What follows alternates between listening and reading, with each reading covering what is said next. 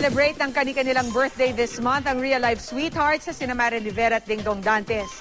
Ano kayang plano ng dalawa? Alamin sa chika ni Aubrey Carambel.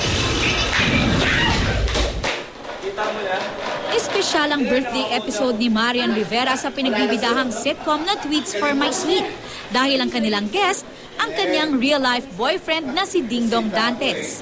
Ipapalabas ang episode sa mismong birthday ni Marian sa August 12. Kaya naman very happy ang showbiz couple na muli silang mapapanood ng kanilang fans sa telebisyon at sa pagkakataong ito sa isang comedy show. Actually, dapat surprise to sa akin pero bilang may mga nakalusot at nalaman ko na guest nga siya. Kahit sa script ko kasi hindi nilalagay na siya yung guest.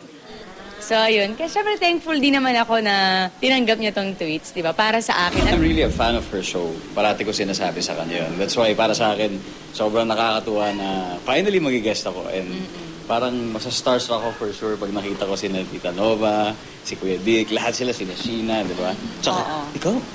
Chusero.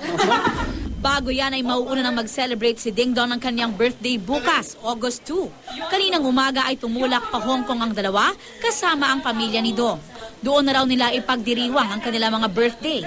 Ukol naman sa birthday gifts, wala pa rin daw silang regalo para sa isa't isa. Pero kung sila raw ang tatanungin, hindi na importante ang material na bagay. Mas maganda simple lang talaga. Oo, wala naman sa sorpresa yan. Basta mahal mo at alam niya yun everyday kahit hindi niya birthday, gift na yun. Aubrey Carampel, updated to Showbiz Happening.